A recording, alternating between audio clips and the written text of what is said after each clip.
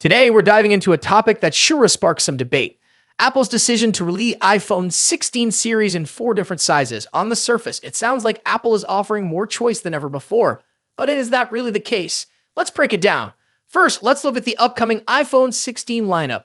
iPhone 16 to 6.1-inch display, iPhone 16 Plus, 6.7-inch display, iPhone 16 Pro, 6.3-inch display, iPhone 16 Pro Max, 6.9-inch display. At first glance, this might seem like a win for consumers. 4 iPhones, each with a different screen size, but here's where it gets interesting. The difference between these sizes might not be as significant as it appears. We're talking about a range from 6.1 inches to 6.9 inches. The jump between the iPhone 16 and the iPhone 16 Pro is just 0.2 inches. The same goes for the iPhone 16 Plus and the iPhone 16 Pro Max. Now let's ask ourselves, does 0.2 inches make that much of a difference? For some of you, it might. If you're upgrading from a smaller device like an iPhone 13 mini, you might feel that slight increase. But for most people, this difference will likely be negligible. Choosing between these 4 models is a bit like going to a restaurant that only serves large portions. Even if you're not that hungry, you're forced to order more than you need because that's the only option. Sure, you're choosing between different dishes, but they all come in supersized portions. Apple's approach here seems to focus more on catering to the majority of users who prefer larger screens. But does this really mean we have more choice? Or is it just an illusion of variety? What if Apple had kept the 5.4-inch iPhone mini around? That would have provided a truly different option, something compact and pocket-friendly. But with the iPhone 16 lineup, every model is large or even larger. This makes it clear that Apple is prioritizing what most consumers want, which is bigger screens. However, this strategy does come with trade-offs. One of the consequences is that Apple now needs to differentiate the iPhone 16 models in ways other than just screen size. Remember the days when you could tell the difference between models based purely on their size? Well, those days are fading fast. Because Apple is focusing on larger screens for the iPhone 16 series, it means the entry-level models will miss out on some premium features. Take the 120Hz promotion display, for example. This feature is likely to be reserved for the Pro models, while the vanilla iPhone 16 models stick with a standard 60Hz display. This makes sense from Apple's perspective. They want to encourage users to opt for the more expensive Pro models. But for those who prefer a smaller phone, this means you're stuck with the 6.1-inch iPhone 16. No smaller options are available, and you won't get those top-tier features. Now, I'm not saying Apple should bring back the iPhone 13 mini, but wouldn't a 5.8-inch model up in a nice middle ground? Something truly compact, yet still offering a good balance of features. Unfortunately, that's not what we're getting this year. Another aspect to consider is the weight of these new iPhones. The iPhone 16 Pro, for example, is rumored to weigh 194 grams. That's pretty hefty for a phone with a 6.3-inch display. This makes me think that maybe Apple is setting the stage for a future iPhone 17 Slim, a lighter, more portable device that could appeal to those who find the current models too heavy. While it's great to have a solid, premium-feeling phone, there's definitely demand for lighter devices. With the iPhone 16 series, Apple might be pushing the boundaries of what's comfortable to hold, potentially paving the way for a new slim model next year. So, where does that leave us? The iPhone 16 series will undoubtedly be the most diverse iPhone lineup Apple has ever released. But the range of choice is still pretty limited. If you're happy with a bigger phone, you've got some options. Sizes in the iPhone 16 series.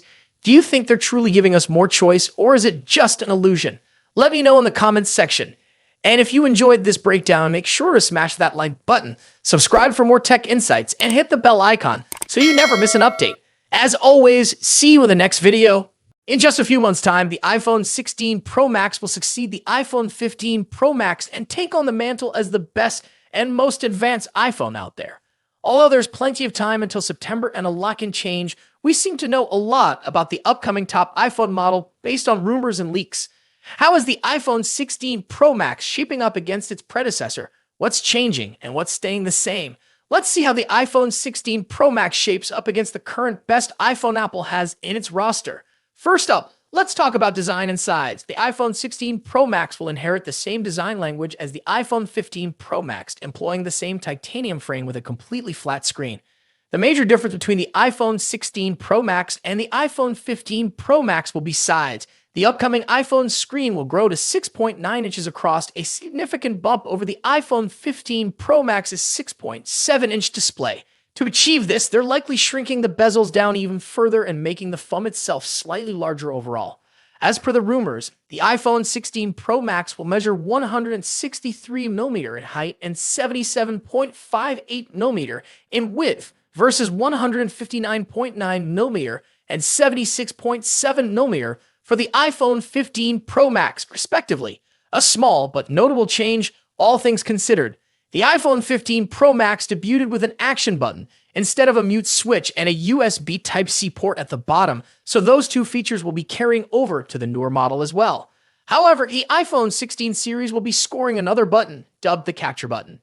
Colors-wise, the iPhone 15 Pro Max was available in 4 understated and titanium-inspired colors. We've heard that Apple might use another titanium processing technique that will make the iPhone 16 Pro Max glossier and also more capable of retaining colors. Moving on to display differences. As mentioned, the iPhone 16 Pro Max will come along with a significantly larger display, measuring at 6.9 inches across. Aside from the size, we don't clearly expect any other major changes. We're certainly getting a liquid Retina XDR display with an OLED panel delivering superb colors, contrast, and exceptional maximum brightness. The screen will support 120Hz ProMotion refresh rate, making scrolling through the interface and on-screen content way smoother. Now let's delve into performance and software. The iPhone 16 Pro Max will feature a second-generation 3nm chip, possibly dubbed Apple A18 Pro. As one can imagine, we expect that the Apple A18 Pro will have better performance than the Apple A17 Pro. Due to the heavily rumored focus on AI for both iOS and the iPhone 16 range, we expect that the iPhone 16 Pro Max will come with a much improved neural engine to take care of all the generative AI features. The iPhone 16 Pro Max will also be a first to debut iOS 18 with a focus on artificial intelligence features. The new iPhone 16 Pro Max will also support faster Wi-Fi 7 and a more power-efficient 5G modem, keeping you future-proofed on the connectivity front. Let's talk about the camera. As the iPhone 15 Pro Max delivers a host of important camera features, chief among which is the new 120mm telephoto lens, the iPhone 16 Pro Max can finally address one of the forgotten cameras that hasn't recently scored any significant overhauls, the ultra-wide. Analyst Ming-Chi Kuo believes that Apple will be introducing a 48-megapixel ultra-wide camera on the iPhone 16 Pro Max.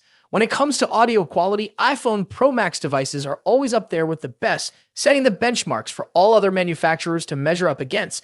The iPhone 16 Pro Max will be no exception. The same generally applies to haptics too. iPhones are arguably the best devices when it comes to haptic feedback, giving us precise and accurate vibrations that are sufficiently strong yet not overpowering. Lastly, battery life and charging. The iPhone 16 Pro Max will reportedly feature a much larger 4,676 mAh battery compared to the 4,422 mAh battery in the iPhone 15 Pro Max. Charging-wise, we haven't heard anything about a potential charging speed increase, but we hope to see one on the iPhone 16 Pro Max.